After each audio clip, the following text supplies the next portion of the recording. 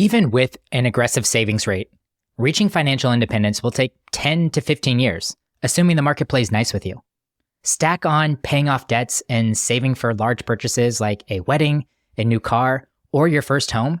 We can see how this is going to be an extended journey. Throughout that journey, how do we stay committed and follow through with our goals? This is not an easy question to answer, especially in the age of instant gratification and social media. So I turned to my friend Matt Worthington, who has followed through with many impressive goals. When he started college, he committed to graduating debt-free. This required working multiple jobs, saying no to distractions, and an unhealthy amount of frugality, but he made it happen. Then he wrote a book about it, which is a feat in itself. Finally, over the last year, he's accomplished several physical challenges, including completing a half-ironman, finishing 75 hard, and running an ultramarathon, which required a focused training plan and a lot of mental toughness. It's easy to write off Matt as someone born with these gifts, but I promise you that wasn't the case, and don't worry, we'll get into that story. My hope with this episode is you pull out inspiration to continue following through with your commitments. Let them be financial goals or anything you have your mind set on right now. So if you are looking for inspiration, let's get into it. I hope you enjoy my conversation with Mr. Reinvention himself, Matt Worthington.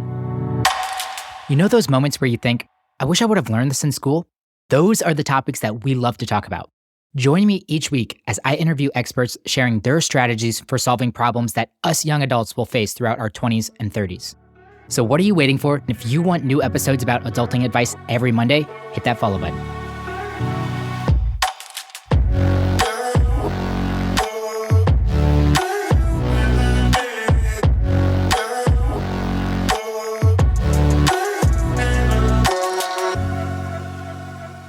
Matt, I'm excited to chat with you today. This is a little bit off the normal beat of our typical content that we've been putting out recently. It's been super tactical recently on different financial practices, methodologies, things like that. And I don't want to get too lost in the sauce and always give, tactical advice, remembering that there's actually psychology at play here as well. And it's one thing to know all of the right things to do. It's another thing to be able to commit and follow through with the right decisions that are out there as well. So I want to utilize probably you and your stories and your own personal journey to highlight some of those things and to probably give us a little bit of inspiration on how we can continue doing some of the hard things and showing up day after day, week after week, year after year, especially early on in personal finance. Once you optimize a little bit, then some things start getting boring, some things start getting tempting. It gets hard because you're just in kind of growth mode. You just got to put your head down. You keep grinding. You keep increasing your income. You keep saving. You keep investing. You're doing all of these things, and eventually you're just shoot. Is there a shortcut? Is there a way to get around this? So I'm stoked to have you on to chat about that, and I kind of want to open up the conversation with belief. And I think you're a perfect example of the fact that who you are today isn't necessarily who you're going to be in the future. And I think you kind of have to have that core belief in you in order to actually want to commit and see through something, even something as silly as hey, I'm a frivolous spender versus I could save and invest for my future. To have a core belief in that, you truly have to believe in yourself. And your personal journey kind of started out in a darker place, it seemed you look like you kind of tripped into alcohol early on in college. I think you said your first drink was in your sophomore year of high school. And it seemed like it was it wasn't bad at the time. It was just typical high school partying. I'm going to try to drink and whatnot. But then it turned a little malicious and you started to become dependent on alcohol and started drinking with only a subset of a group of people that weren't your friends, so they wouldn't judge you, or even sometimes on your own to cope with things that were happening in your life. Do you mind kind of bringing us back to that time of your life and kind of walking us through the transformation that happened? Yeah, absolutely. So I'll go back to childhood. I feel like a lot of the stories we create are from things that happened to us when we were kids. One of my earliest memories is going to a volleyball game to watch my sister and my father, who was in a wheelchair, was pushing his chair in front of me. And I'm 5 or 6 years old, walking behind him, following him to go find our seats. And there were other kids that were in the stands, sitting on the bleachers with their parents, asking their moms and dads what was wrong with my dad. They said, "Mommy, Daddy, what's wrong with him? He's rolling around. What is that weird mechanism that he's sitting on and that piece of equipment? Like, why can't he walk like us?" So when they said that something was wrong with him, immediately I attached my identity to that as well, thinking that something was wrong with me. So for years through elementary school and middle school and high school, I felt like there was something wrong with me and my family, that we were different, that I was less than. I had this inferiority complex that caused me to be really shy, and it was hard to relate to other kids. And I felt like I was the kid that people didn't understand fully, I guess is the best way to describe it. And so when I discovered alcohol and stumbled into drinking, it changed the persona that I felt made up who I was. And that was like this shy kid it was hard to make friends with. And it allowed me to be confident and loud and fun. And it drowned out all that noise in the story that I had been telling myself. At first, it was fun. I had a good time with it, and I was the life of the party. But with time, some of those issues that I had, I guess, suppressed during the time that I had started drinking started to resurface. And I realized that I needed to work through the person who I thought I was. Otherwise, the drinking, as it got progressively worse, so would the identity that I had for myself. And when you have a poor self-image and a problem with drinking, it's not a good combination. So that led me to having just really bad thoughts. There was a point in time where I didn't want to be here anymore. And I had gotten into a car and was going 140 miles an hour with an intent that I wasn't going to crash my car, but if I did, I'd be okay with it. And I just remember hoping that a deer would run out in front of me, or that I hit a pothole or something would happen, or maybe a 18-wheeler would swerve over into my lane and it would throw me off the side of the road so that I could put myself out of my misery. That was my mindset at the time. And I had gotten pulled over that evening. And when you think of a DWI, some people at 18 years old, some people might say that's the worst possible thing that could happen. But for me, it was the best possible thing that could happen, because it kind of just woke me up. And it was the eye-opening event that I needed to start to reflect on who I was, why I was doing the things I was doing, and work through the stories that I'd been telling myself for so long. Yeah, I put a quote down from your book, Ultra Productive, and you said, "In hindsight, I realized getting a DWI, spending time in jail, and losing the people closest to me due to my abuse were the wake-up calls that I needed. It wasn't the best way to start college, but these experiences helped me grow. I may have been knocked back to the starting line, but at least now I'm running the right race," which is, I think, pretty powerful. It seemed like you realize you were running the wrong race the entire time on this one. Yeah. A lot of us are. A lot of us are running the wrong race. And it's not until we look ourselves in the mirror and ask if we're happy, and ask ourselves if the stories we're telling ourselves are helping us, that we continue to run that race. I think it's very important to spend time, not necessarily in isolation, but just introspectively, to determine whether or not you are headed in the right direction. And if you're not, that's okay. That's okay. You can pivot and start a new life, a healthier life, a better one that's more aligned with who you are and where you want to go.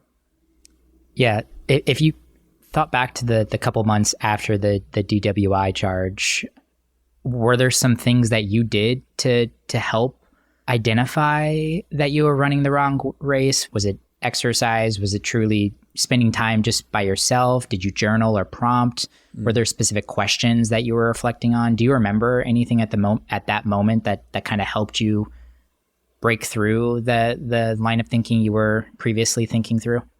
Yeah, so I think the biggest thing was one, accepting the fact that I needed to change, and then being very transparent with my friends and family about that, saying, I am tired of being sick and tired. I can't go like this anymore.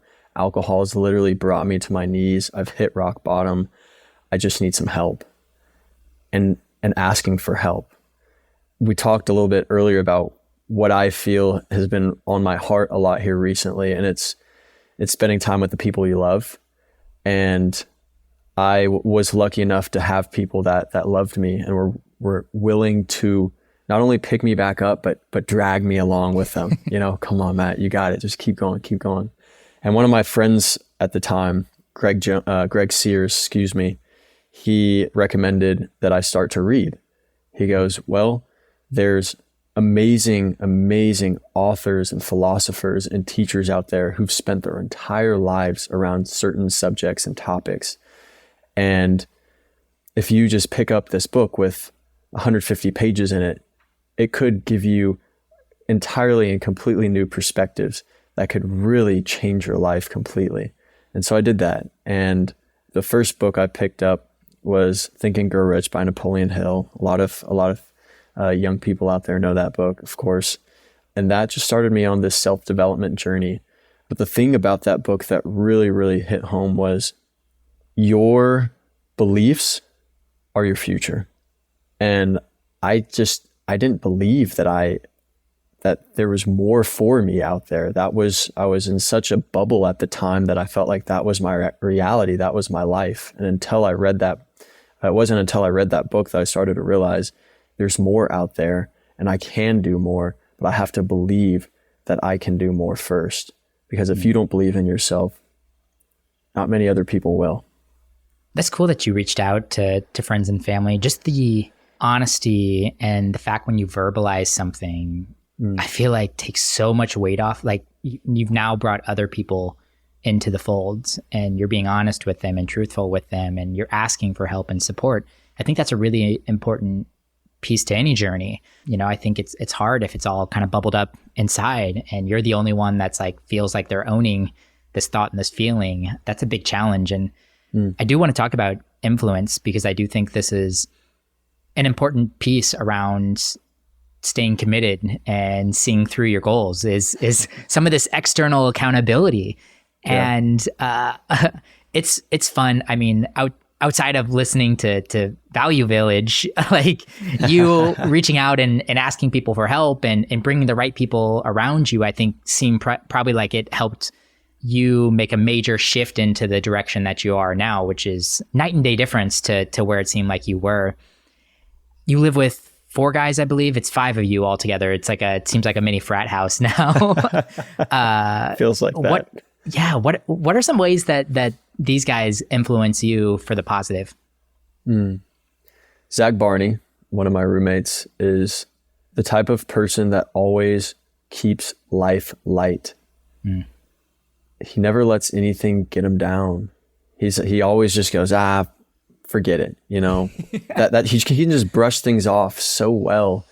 And so he's a constant reminder for me not to let things that aren't that serious become serious. Zach Manley, he is always okay with just kicking his feet up and laying on the couch and reminding me, like, you don't have to go 1,000,000 miles an hour every single day. You can relax. You have one life. You can enjoy it. My roommate Royce is the funniest guy I know. He's just always laughing and he's always cracking jokes, and being able to be around somebody that's always in a good mood is so healthy. And then my roommate Dylan is incredible in the sense that he's always willing to listen and talk. And he's kind of like, it seems like the house mom where you have an issue, you go to Dylan and, he's giving you that one-on-one time. And so I couldn't be more thankful and grateful for having the roommates that I have. And they've all had an influence on my life in different ways. and remind me to try to do that myself with my friends outside of the house and my family here in Austin and across the country, and coworkers too. So a lot of who I am is a reflection of who they are. I'm just simply a mirror of the positive traits that they are, and I'm really grateful for all of them.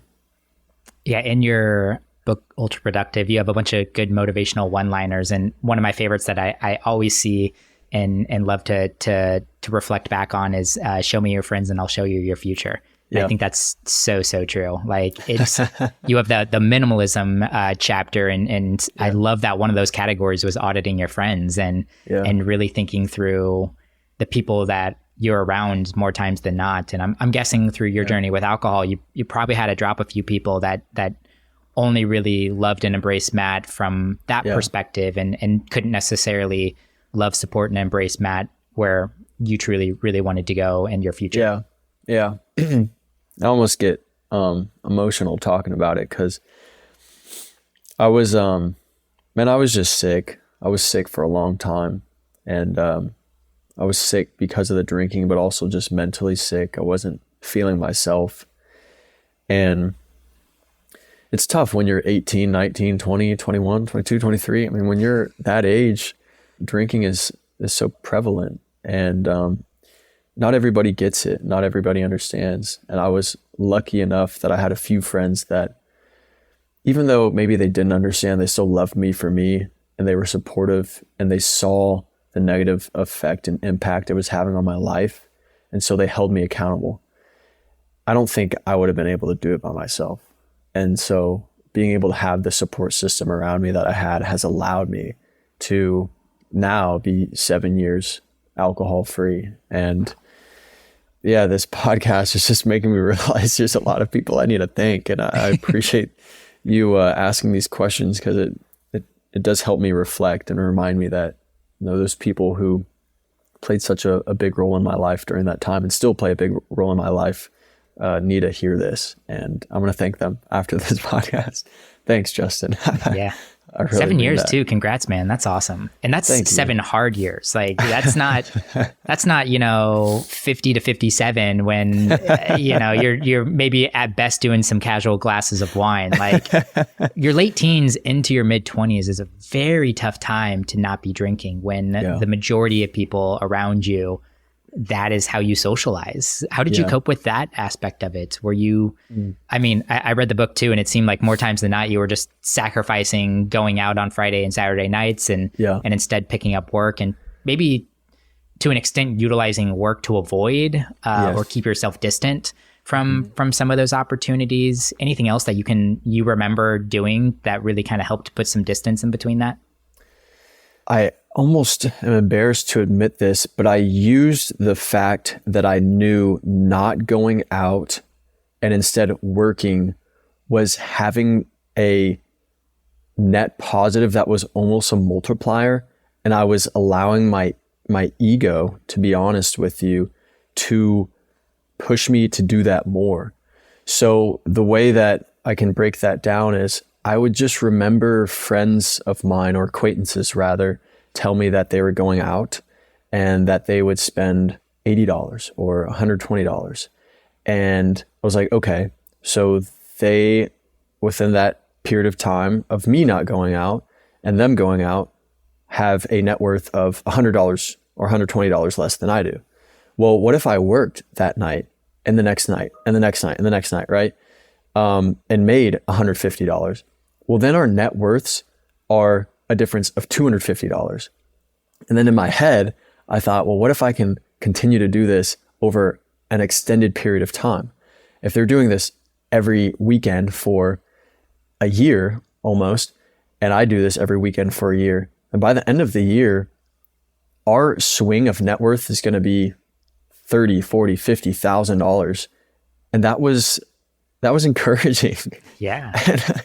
And I would try to explain that, but at that age, you're more focused, it seems, on having fun and having a good time and getting those experiences, which I totally understand.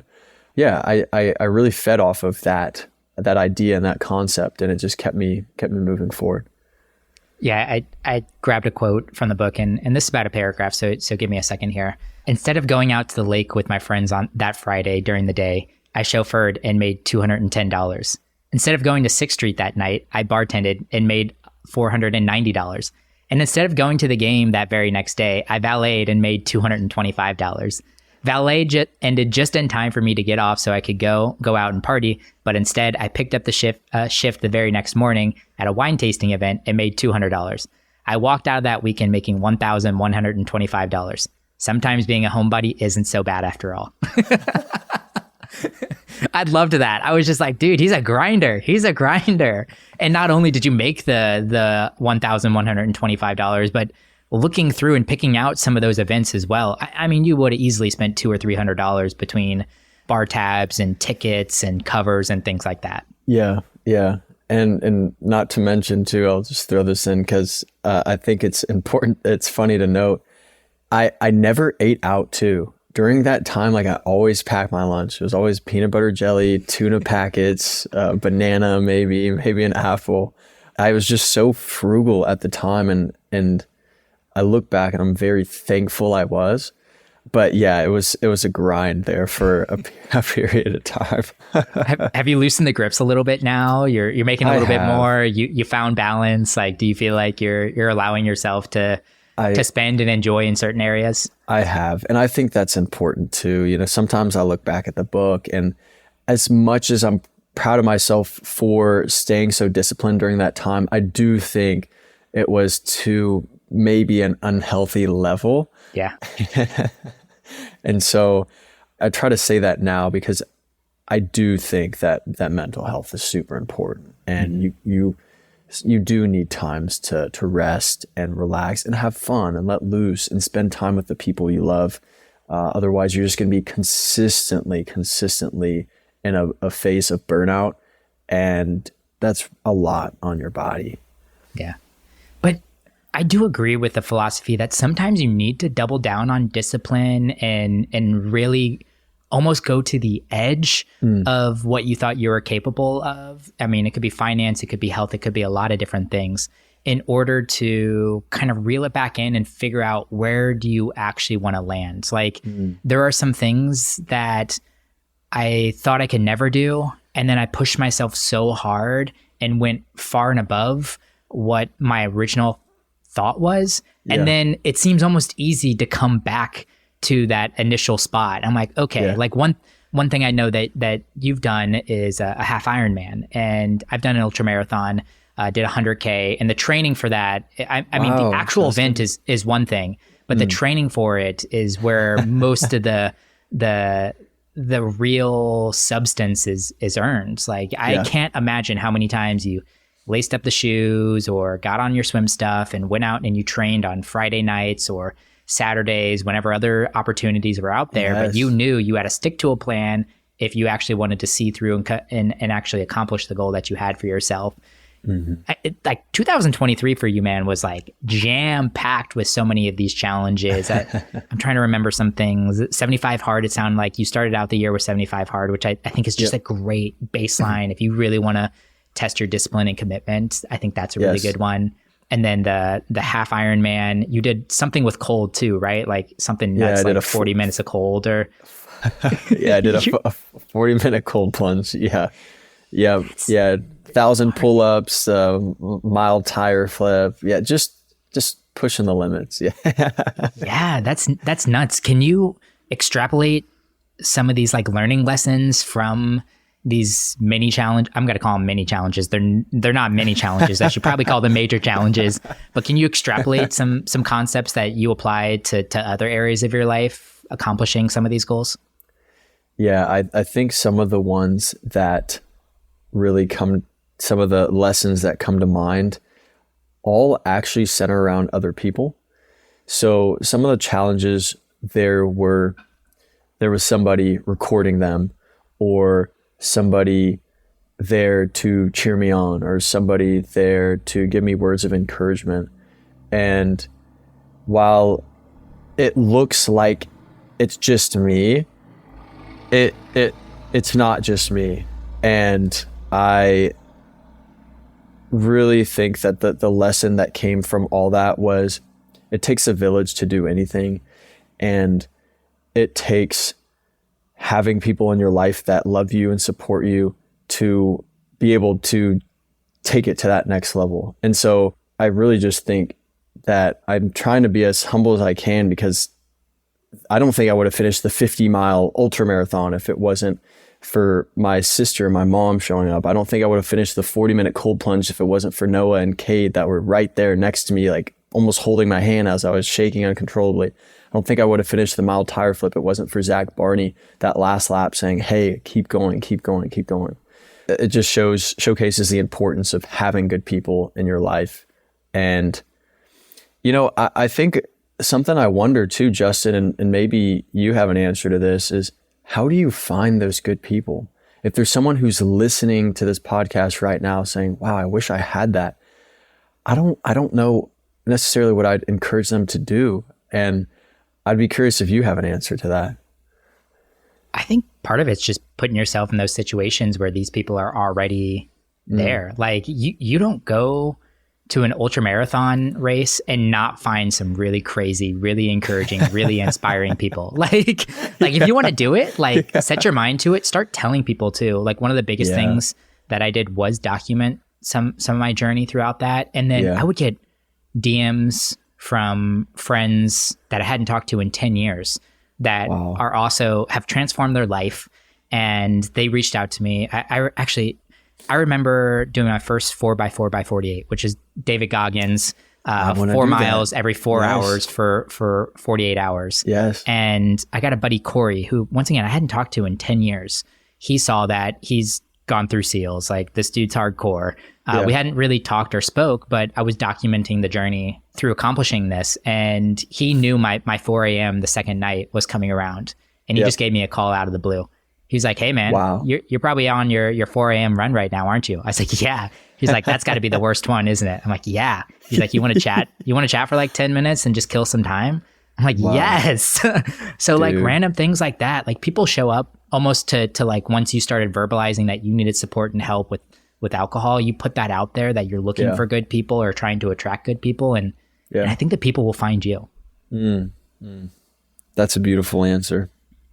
Yeah. And I'm guessing you've had a fair amount of people show up in your life over the last year after doing some of these crazy challenges. Actually, your story with your half-ironman, when you encouraged that one dude, like you were up and down on your bike and you and this guy were passing each other, getting on and off. And he just saw you like cramping after your bike accident or incident. And you thought you weren't going to be able to go to the final segment of your Ironman, which was the run, because you were going to get time cut off and DNF'd. You showed up to the line, and of course they were going to let you. And you just put the shoes on and started running. And this guy looked at you too, and he's just like, well, shoot, I guess I got to do that as well. Right? Like, I know I summarized that story for you, but like that was a dope experience and a dope moment. Yeah. So during my bike, my tire blew on mile 7, and I had to wait an hour before they were able to help me change my tire. Of course, I didn't have a spare, but that was on me. So I was trying to play catch up that entire time. And so once I got to the latter half of the bike ride, I'd gassed myself the first half of that 56 miles. And almost every 3 miles I would cramp up, but I had worked so hard and I trained so much, it would have really killed me to not finish. I didn't care for the time at that point. I just wanted to finish. And so I would just bike as fast as I could, and I'd pass by a bunch of people. One of the people I was passing by was this gentleman, and then I'd cramp up. I just couldn't bike anymore. So I'd have to hop off the bike and rest my legs. And then he'd pass by. He's like, oh gosh, there's that guy. He must be going through it. I'd hop back on the bike. I'd fly by them, and then I'd cramp up again. I'd, hop off the side, and there he goes, passing me. And it happened multiple times. Finally, I was like, this time I'm just going to try to go with the pack. Like, I'm not going to try to pass anybody, just go with the pack. And so we're riding next to each other. And as we're riding next to each other, there's a sign that said that we had missed the cutoff. And to this day, I don't know why that sign was there. It must have been a mistake. But both of us just looked over at one another and we said, dang. And his words and his only remark, if I remember correctly, was, well, man, sometimes it's just not our day. And I appreciated him giving me the space to accept that sometimes it's not your day, but I was actually upset with him too, because I wanted him to be like, no, that can't be right. Like, that must be a mistake. Let's go twice as hard. Come on, let's get to the finish line so that we can put on our shoes, run, and still qualify for the finish. But that wasn't his attitude. And so we're kind of biking next to each other, and I look over and I go, well, if it was a mistake, do you think that you would still run? And he goes, I don't know, man.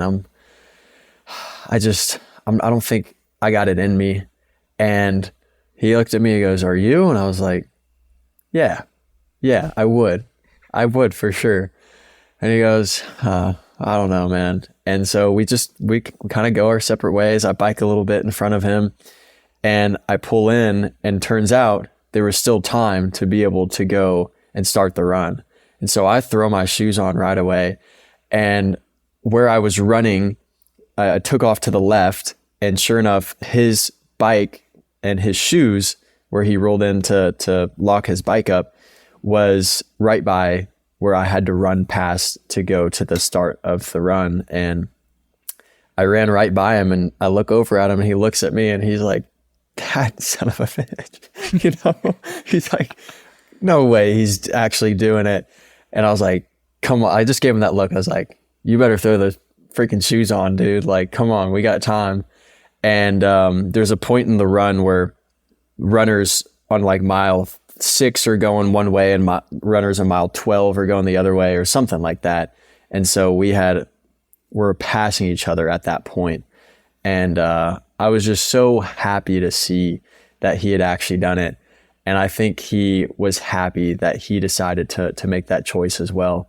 And of course, I never saw him after that, but we both looked at each other on that run, and he kind of gave me that nod, like, hey man, thanks for just encouraging me and pulling me along with you to do this, because nobody will ever be able to take this away from me. This Ironman medal is mine forever. And we need people like that in our life. And there's been so many people that have done that for me. So I can't take credit. He was one that decided to do it, but just kind of giving him that nod, I think, was enough for him to to complete the race. Hopefully one day he sees this, dude. I'd love to like catch his name, or get him on social media so we can stay in touch. But I never saw him after that. That's wicked, man. Dude, that story gives me chills, and I've heard it a couple of times now. That's just so cool, that just the thought that you might have impacted someone like that, because doing some ultra endurance sports, it sucks in the moment. It really does. Like, there's no sugarcoating it. Like, it is not easy. I remember on my ultra, like, I hit the halfway mark at the 50K. I was so banged up, and I was like, how am I about to do what I just 32 did? miles. Yeah. But do it again. Like, I just couldn't imagine, like, at this condition, I was just about to repeat exactly what I just went through. Right. And like, there was points in that race where, like, you're thinking about quitting, not every like half mile, not every, crest over every single hill, but like every step, step, you're just like, maybe I'm done. But you just keep lying to yourself to an extent. Like, you're just like, just hit the next, like, I'm not gonna be able to quit until at least I get to the next aid station. So I'm just gonna keep running until that the aid station hits. And honestly, you talk about people too. My best friend Mason, I did the ultra with him, and he was one of the primary reasons I think I finished it. Like, at one point in time, he realized, like, I was in a whole lot of pain, and he just stepped in front of me, and he's like, dude, just look at my back, look down at my footsteps, like, don't slow down, just follow my pace, and I'll get this done for us. And I was just like, yes. Do you think that he could say the same about you being there, that he wouldn't have finished if it wasn't for you as well? I hope so, but that guy's a bad motherfucker. He could have definitely finished it on his own. So that was 100K. And then later that year, he went on to sign himself up for a 100 miler. And he called me and was like, hey man, will you be my pacer? And it was dope. It was wicked. I was really excited because I was got to crew him and pace him. It was oh man, I can't remember the cities, but it's essentially from like Daytona to Jacksonville or something. Or maybe I have it reversed, Jacksonville to Daytona. I literally flew into one airport and I had to buy a ticket and fly out of a different airport because because of how far we ran. And it's just there's no loop to it or anything. So you get your crew follows along with you in a car, and you guys just like meet up wherever you want to meet up on the race. It's a road race for the most part. Like we're on concrete almost the entire time. So this dude goes tough on the knees. Yeah, really rough. This guy runs like 40 miles with like some of the best ultra marathoners, like the first half of the race. And then it was so humid that day too. We started to slow down around mile 40 and eventually had a drop down, and he's like, "Oh man, I need you. Put your shoes on." So I ended up getting to run like 17 miles with him over the course of like 40 to, I don't know, 60-ish. And then he set me back down because he's like, "Man, I think I'm going to need you again at the end of this race." And granted, I told him ahead of the race, I wasn't doing any training or anything. I was like, I got 20 miles in me. So like use those 20 miles wherever you want. However you want. Yep. Yeah. And like I said, he sat me down around like 17 miles and I was like, "I'll get 8 more for you. Like I'll do 25 total." Yeah. And he grabs me again. He was in a bad spot. He grabs me again around like mile 80. And we were like crew stopping like every mile, every 2 miles for him. Yeah. Like he was just like, "Dude, just drive a mile down and let's meet up again." Like it was a bad on and off walk run situation. And I hopped on with them, and we were in a dark place for a while. Like the last miles, like 80 to 90, we didn't do a whole lot of talking. I was just kind of sitting alongside of him. I try to generate some conversation with them, but more times than not, we were just sitting there in silence. I think he liked appreciated somebody next to him. Yeah. And the only comments he were making were kind of like mathematical comments. Like he was like, "Man, there's supposed to be an aid station at 89. Like we got to be there. Like I'm looking at my watch right now and I'm at this mile marker, or like we're at this time." Like I could tell that he was starting to do the calculations and and like, "Oh shoot, like I don't know if I actually want to finish this." Right. Because you have to walk a lot, right? And if you are running, it's like you're dragging your feet, and it's almost like you're just fast walking. Yeah. So he was going through that, and he kept asking about it, and I was like, "Dude, I told him, I was like, man, if you're gonna finish this race, then it is irrelevant what mile marker we're at right now. Like the only decision that you can make is to continue moving forward. Like it's an irrelevant conversation, man. We don't need to decide if we've missed an aid station somewhere or how long it's going to take. Yeah, let's just exactly. Anyway, we finally see an aid station out a little ways, and we come up to it. We get juice back up, throw back some Sprite, hit a handful of trail mix, and we start off. And Mason turned back to the guy, and he was like, said something. He was like, "All right, 9 miles to go." And this guy was like, 9 miles, we're aid station 90 mile marker 93, so you only have 7 miles. And I just saw his eyes light up. And then over the course of like the next few miles, like our pace started picking up. Like for the last 10 miles, I was dragging him. Like I was in front, I was setting pace, I was jumping on and off the curve, making sure cars weren't coming by. And all of a sudden the dynamics changed, and he came in front of me, and he was like starting to wear me down. And I finally fell to the ground at mile 3 miles out, like 97. I was carrying everything for him too, and just cameling for him. And I looked up to him. I just tossed his water bottle to him, and I was like, "The rest is yours, man." And he looked up at me. He looked down at me, and then he was like, gave me that nod. He's like, "It's mine." And he just like turned around and ran off. It was the craziest thing. He ends up like passing, I don't know, at least 20, 25 people over the last the last 3 miles. Like 3 miles. Like the dude came in like 8th overall, finished like 19 hours for a 100-mile race. It was just the gnarliest thing to watch and experience and to be somewhat a part of. Like it was so dope. I ended up putting up 35 miles with him. I was like, "I have no idea how you got me to do that many miles. Like that is insane. I promised you 20. Well, I've heard that they say 50 miles is twice as hard as 25 or a marathon, right? 50 miles is twice as hard as a marathon. And 100 miles is 4 times as hard as 50 miles. That's what I've heard.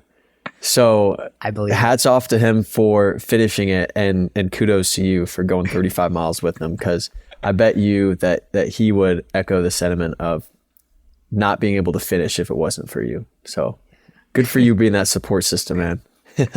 Well, Matt, I totally lost track of time. We've been shooting stories back and forth here. So I want to get some conclusion to the conversation here today. Before we finalize and wrap up this conversation, which has been so much fun. I mean, I've digged researching you and getting to learn a lot about you and reading through your book. But you also have this really cool group called Riser.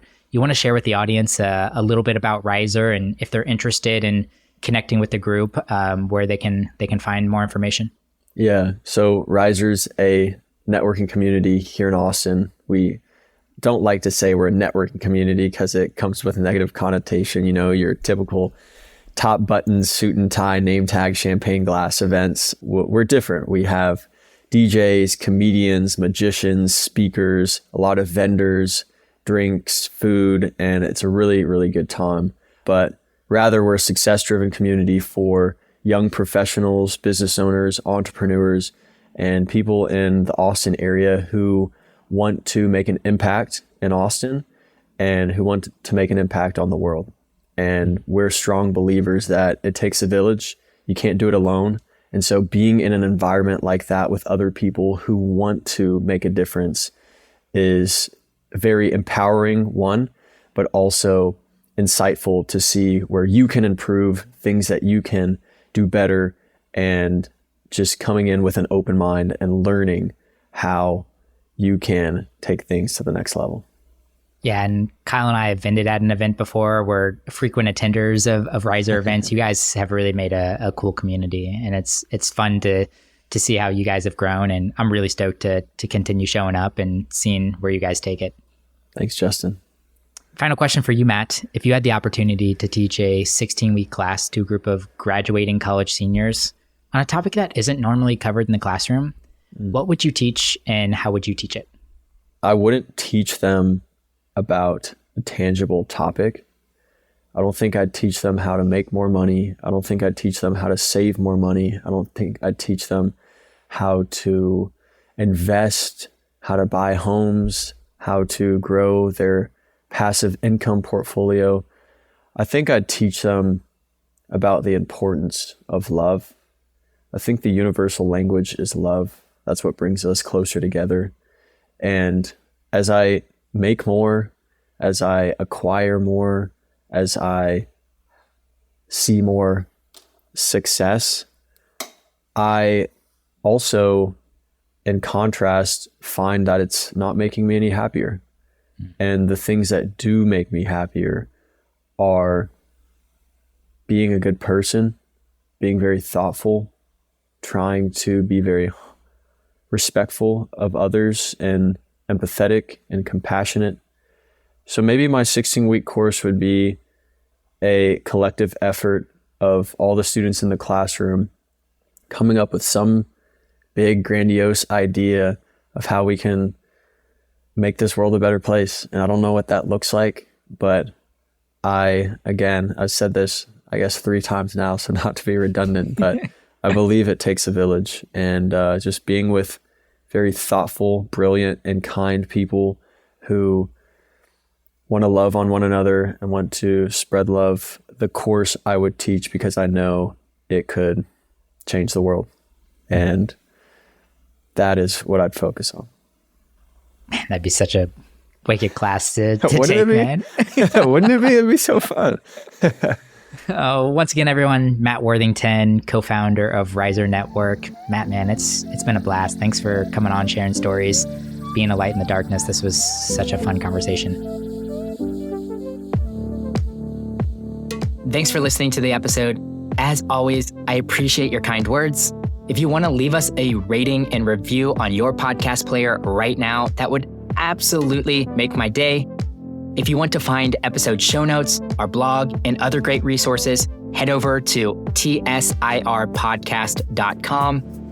If you have follow-up questions, an idea for a future episode, or just want to say hi, we have a contact form on our website, and those messages go straight into my inbox, and I promise you, I will reply. But all right, guys, I really appreciate you tuning in. I love you all, and you're not alone. Let's keep making it through our struggles together.